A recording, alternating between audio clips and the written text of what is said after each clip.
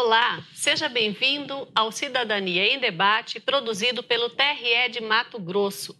No programa de hoje, nós vamos conversar sobre um problema que afeta milhões de pessoas ao redor do mundo e que destrói a vida de muita gente. São os crimes cibernéticos. Como fazer para se proteger desse tipo de criminoso? Como evitar que essas pessoas entrem na sua casa por meio da internet? E como proteger os nossos filhos? Sobre esses assuntos, eu converso com dois especialistas na área de segurança, o delegado Renato Sakamoto, da Polícia Federal, e o delegado Eduardo Botelho, da Polícia Civil. Obrigada a vocês por terem comparecido para esse debate, para a gente orientar a sociedade sobre esse problema. Doutor Renato, eu gostaria que o senhor começasse explicando até onde vai a atribuição da Polícia Federal, até onde vai a atribuição da Polícia Civil nessa seara de combate aos crimes cibernéticos. Boa tarde, Mariane. É um prazer aqui participar do seu programa, inclusive prestando serviço para a população, né? Essa pergunta sua vamos lá. A Polícia Federal, de forma geral, tem a atribuição para investigar casos que envolvam bens ou interesses da União. Mas nesse contexto aí dos crimes cibernéticos, a gente tem nossas atribuições específicas. Eu vou citar, em primeiro lugar, e a mais importante para nós, é o combate à pedofilia na internet. Essa seria a guarda e a transmissão, a publicação de arquivos digitais de crianças e adolescentes em situações de pornografia. Além desse crime, também temos uma atuação específica no combate às fraudes bancárias, nesse ponto especificamente quanto aos crimes que afetam a Caixa Econômica Federal, que é a empresa pública federal. Também temos uma atuação na investigação de crimes de ódio, racismo e nazismo e outros crimes de preconceito, né? Os chamados haters, né? Isso. Na sociedade, os que odeiam todos. Aquelas postagens que a pessoa acha que está acobertada pelo sigilo da internet. Sim. Mas ela responde sim, na Polícia da Justiça Federal, quando essa postagem ela é acessível para todo mundo, no mundo inteiro, né? Porque a internet tem essa facilidade, né?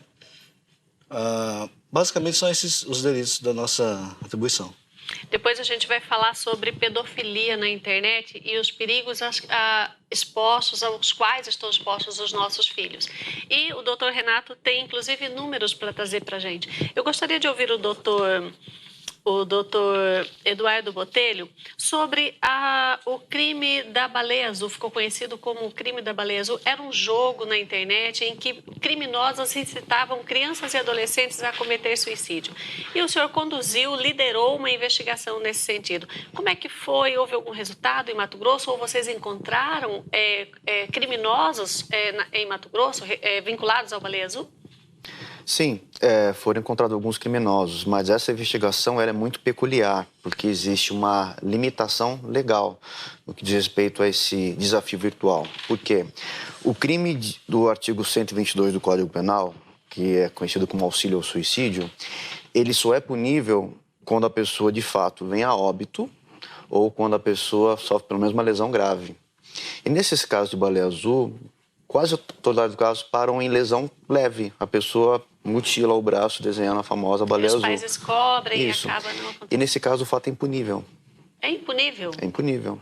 Eu identifico a autoria, converso com o suspeito, converso com familiares da vítima, mas com o fim de esclarecê-los para que esse acontecimento não se repita.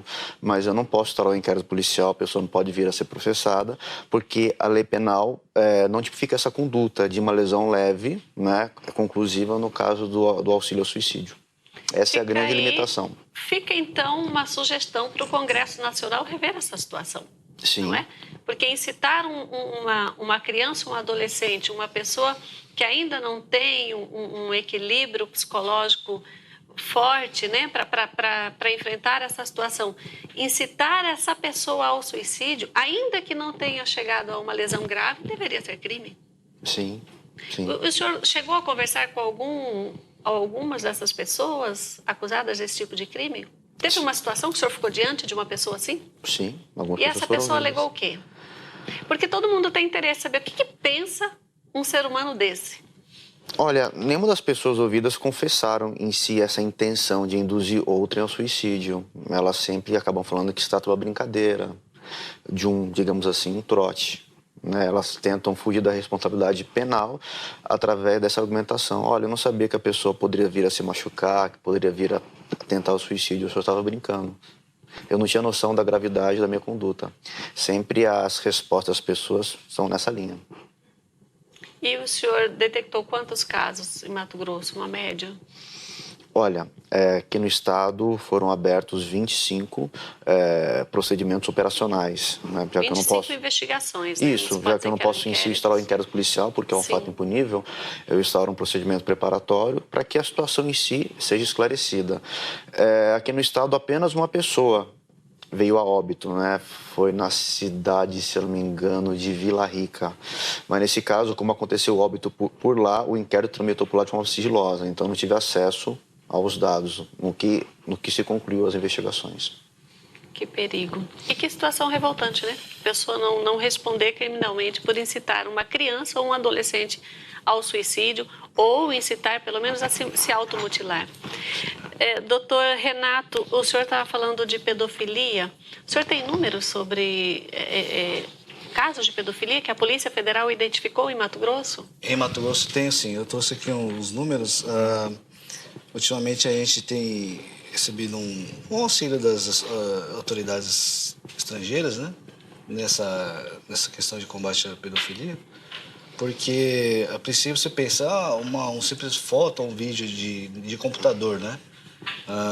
A gente tem que lembrar que por trás disso há uma pessoa que a demanda por esse tipo de material pérfido, ele causa também a pessoas que se dispõem a produzir esse material, porque há muita procura. E de outro lado também, importante, uma pessoa que tem um perfil de muito interesse por esse tipo de material já se identifica como um possível futuro abusador, né?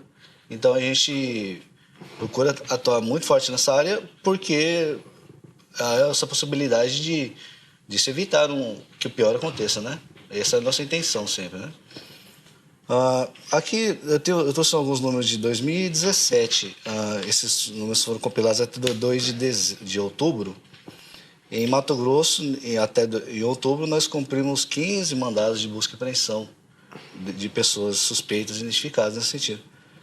Desses 15, houveram 6 prisões em flagrante, quando a gente identifica no local a posse, né? Ali mesmo vocês detectam que no computador dele tem material e aí ele é preso em flagrante. No local e caso haja os indícios concretos lá de autoria e materialidade, né? Aí a gente lava o flagrante.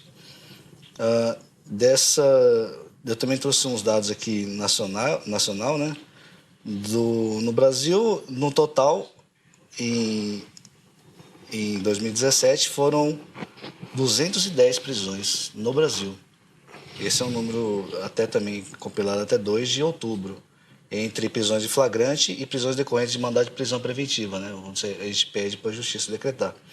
210 prisões flagrantes em 2017 e de uma média de 150 aí, nos anos de 2014, 15 e 16. Assim, 150 por ano, né?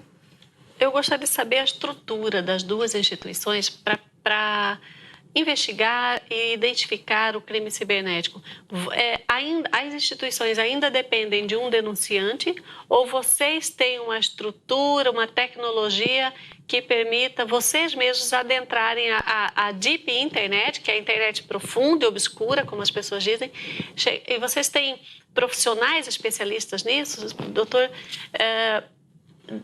Doutor Botelho, tem esse tipo de profissional na Polícia Civil já de Mato Grosso? Sim. Nós possuímos analistas no nosso corpo técnico que monitoram a atuação de redes sociais digitais, da Deep Web, sempre tentando visualizar e antecipar uma prática delituosa. Mas é lógico que essa é apenas uma das modalidades através do qual o crime chega ao nosso conhecimento.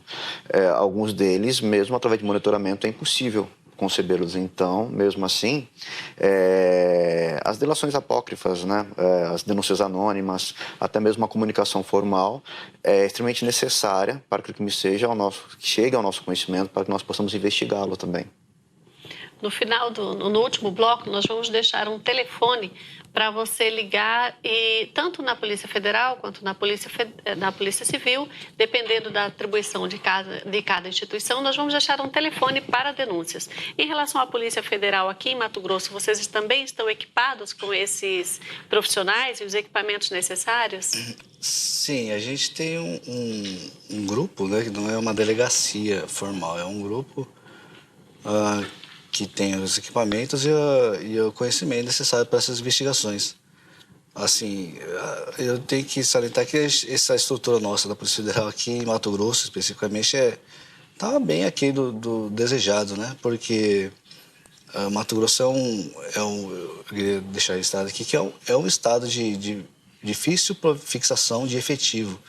A gente tem esse problema histórico de Há uma rotatividade muito grande, né? E a gente sofre com essa dificuldade mesmo de fixação das pessoas aqui que vêm morar aqui e trabalhar na Polícia Federal.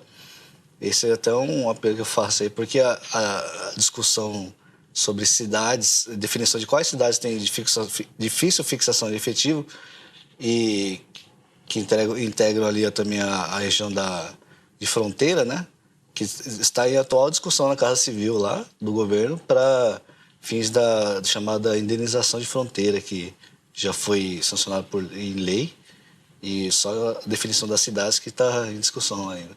E aí fica aqui meu registro, né? Cuiabá sempre teve esse problema, inclusive nessa parte de combate a crimes cibernéticos, que é uma coisa importante.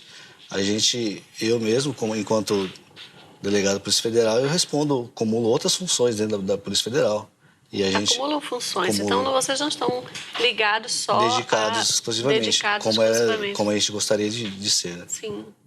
Justamente por conta desse problema. E existem outros crimes também, né, nessa seara aí, no universo da Deep Web. Existem outros crimes que eles costumam praticar, golpes que expõem a gente, né, que expõem adultos, crianças, adolescentes. No próximo bloco, nós vamos discutir quais são esses golpes, como se precaver, como cuidar dos nossos filhos. Não saia daí que a gente vai dar umas dicas boas para os pais.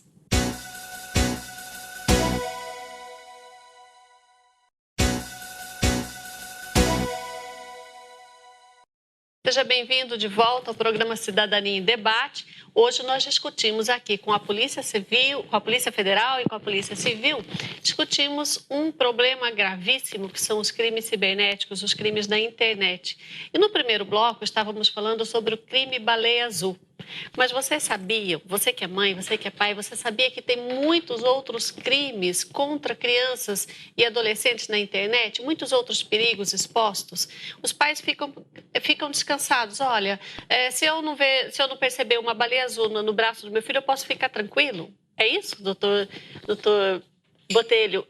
Muitos pais ficam tranquilos achando assim, não, baleia azul já passou, os meus filhos estão protegidos.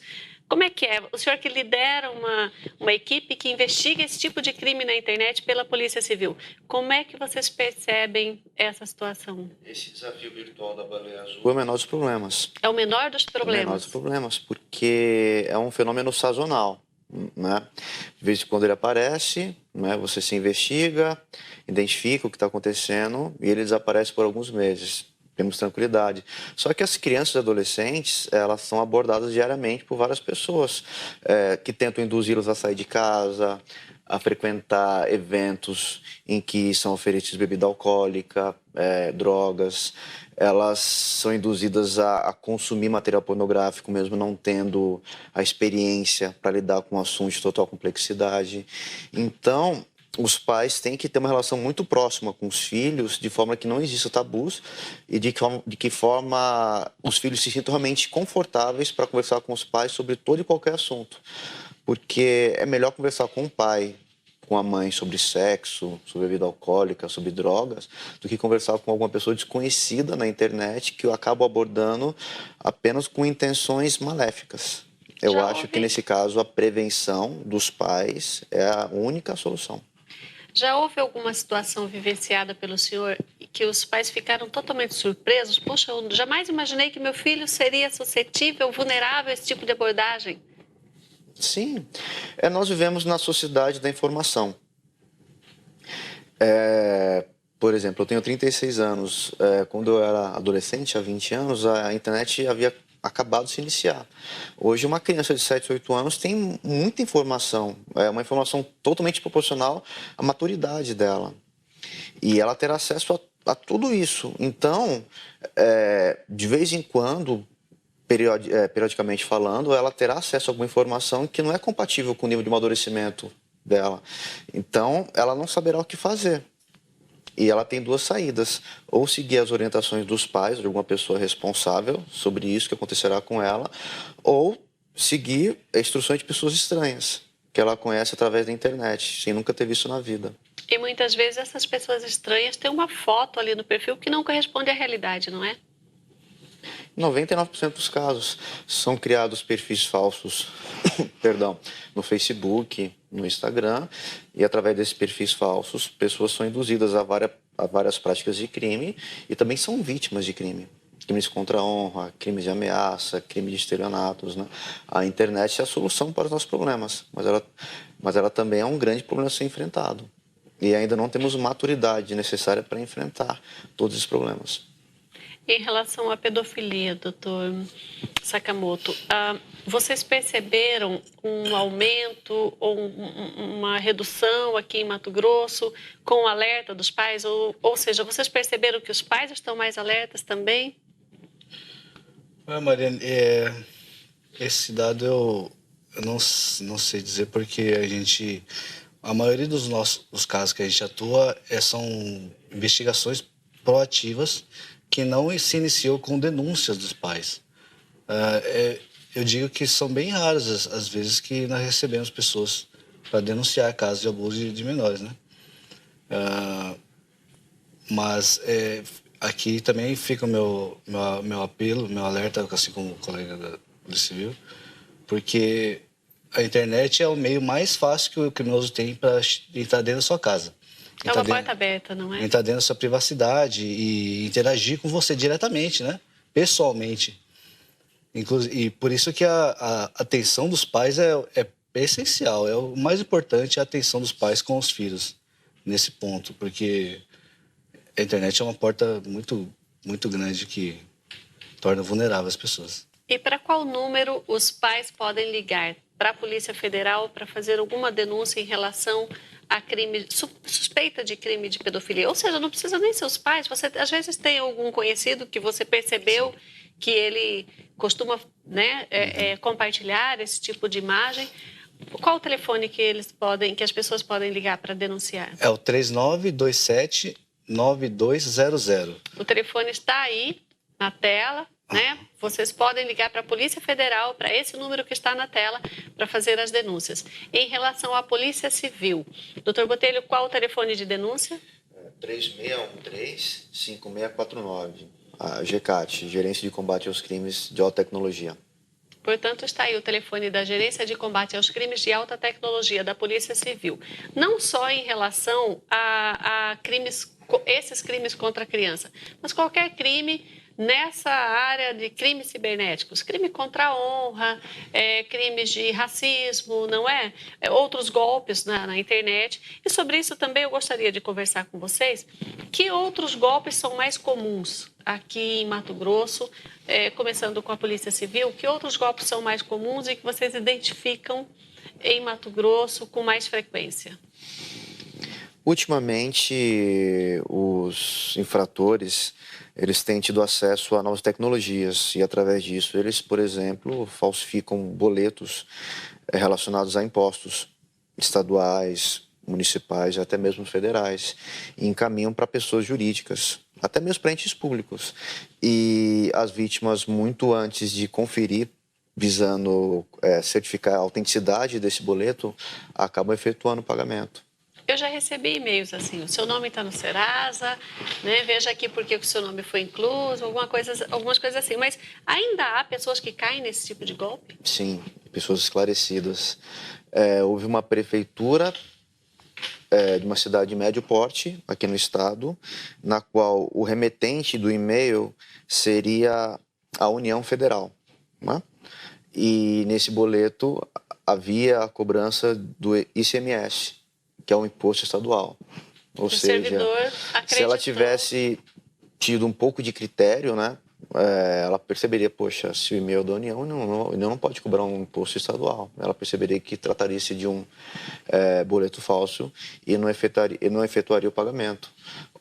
Ou seja, nesses casos também de A estelionatos... prefeitura efetuou o pagamento? Efetuou. Pessoa jurídica, a prefeitura efetuou. Eu achei que foi uma pessoa física, foi lá, Não. abriu, olhou e foi lá e pagou. Ou seja, Achando que era o nome dela. nesses casos de estelionato virtual também, se houvesse um pouco mais de precaução por parte das vítimas, né, esses crimes não aconteceriam. Que outras situações o senhor se deparou para dar exemplos concretos para a sociedade perceber que, olha, aí eu tenho que tomar cuidado? Por exemplo, no Facebook existem aqueles chats particulares, né, onde pessoas chamam outras para conversar. E de uma hora para outra a conversa toma um rumo inesperado para fins sexuais. E a pessoa, quando se vê, já está praticando sexo pessoal com uma pessoa que ela nunca viu. Você teve acesso a uma foto, a um perfil criado. E essa pessoa, a autora, a suspeita, acaba filmando tudo o que acontece e logo depois da consumação do crime em si, ela entra em contato com a vítima pedindo uma certa quantia monetária para publicar isso na internet. Já Isso vimos acontece isso na imprensa bastante. nacional, mas já aconteceu em Mato Grosso também? Diariamente. Diariamente? Diariamente. E eu acho que o volume só não é maior porque muitas pessoas se sentem constrangidas, na verdade, em procurar a polícia para noticiar um fato desse. São Se uma pessoa estiver sendo esclarecidas. chantageada com um fato desse, ela pode procurar a Polícia Civil tranquilamente, o processo tramita em sigilo, Sim. a investigação em sigilo. Sim, porque nesse caso eu tenho que oficiar a rede social, seja Facebook, seja Instagram, para que, primeiramente, esse perfil seja preservado e depois, né, para que eu tenha acesso ao endereço IP e depois que esse mesmo perfil seja excluído, para que essa prática criminosa não se reitere. Depois disso, eu representarei ao Poder Judiciário pela quebra do sigilo telemático para que eu tenha acesso aos dados do endereço IP, os dados da pessoa que abriu esse perfil falso na internet. E a partir daí, a investigação avança para que se chegue à autoria delitiva. Qual é o perfil de pessoas que costumam... Tem um perfil de criminoso de internet? Um perfil social? Existe isso, sabe? A gente... Olha, esse tipo de pessoa é uma pessoa muito reclusa, está sempre sozinha. É verdade esse tipo de coisa? Pela experiência que vocês têm nesse tipo de investigação? São pessoas mais esclarecidas. São pessoas mais esclarecidas. Eu acho que a pessoa praticar um crime cibernético, ela tem que ter algum conhecimento do sistema informático são em mais si. velhas? E geralmente quem detém esse conhecimento maior são as pessoas mais novas, né? E com base em algumas investigações foram deflagradas pela Polícia Civil, são pessoas mais novas, pessoas que detêm um conhecimento técnico e também pessoas reclusas, pessoas que gastam a maior parte do tempo no mundo virtual em detrimento do mundo real. Hoje nós temos pessoas recolhidas no sistema penitenciário de Mato Grosso por esses crimes? Sim, sim. Por exemplo, houve uma operação que foi deflagrada há cerca de 3 anos, na qual o suspeito ele foi flagrado no seu domicílio, armazenando mais de 1.000 vídeos de pedofilia. Ele foi condenado a mais de 30 anos. Que bom, né? Sim. E ele comercializava isso com o mundo todo, provavelmente, que a pedofilia não tem fronteiras, a internet não tem fronteiras, aliás, né? Sim. E os pedófilos costumam conversar com pessoas de outros países, passando esse documento. A Polícia Civil e a Polícia Federal, nessa área de pedofilia, de combate à pedofilia, eles fazem um trabalho integrado? Eu não diria integrado, mas é um trabalho em comum, né? É um trabalho em comum. A gente teve notícias aí da Polícia Civil fazendo operações também de combate à pedofilia da mesma forma que a Polícia Federal faz. Qual é o caso que mais chocou vocês? Porque a gente percebe que quem trabalha com investigação de crimes, com o tempo vai se acostumando com aquilo. Mas há alguns casos que chocam pela crueldade ou pela idade da criança. Qual o caso que mais chocou o senhor? Mariane, todos os casos chocam a gente, né? Quando é detectado pessoalmente o abuso, né, direto de uma criança. A experiência que a gente teve no ano passado, a gente prendeu um suspeito que, depois, com a análise pericial do material dele, foi detectado que ele próprio estava abusando de crianças, né? E por isso foi preso em preventiva e acho que continua até hoje. Esse foi um caso mais que nos chamou a atenção pela quantidade de crianças que ele chegou de abusar, né? Doutor Botelho, eles ficam em lugares separados quando são presos, esse tipo de criminoso? Esses crimes praticados contra criança e adolescente, sejam eles virtuais ou não, causam uma revolta muito grande, acho que até maior no sistema penitenciário. Eles possuem um código de ética próprio e esse código de ética não permite esse tipo de conduta, crimes praticados contra crianças e adolescentes. Então, eles têm que ser colocados em uma ala própria específica, até mesmo para a preservação da integridade física. Caso contrário, eles correm risco de morte. Doutor Botelho, o senhor pode dar algumas dicas de como as pessoas podem se prevenir, inclusive adultos que não têm filhos, em relação às mídias sociais? Esse último bloco é destinado a dicas de como se prevenir. Eu acho que as pessoas têm que postar na internet apenas o necessário. Eu acho um exagero, particularmente falando, que pessoas coloquem em redes sociais tudo o que acontece no dia a dia delas, desde o momento que elas acordam até o momento que elas vão dormir. Se elas compram um carro, elas postam. Se elas viajam para alguma praia, para o exterior, elas postam.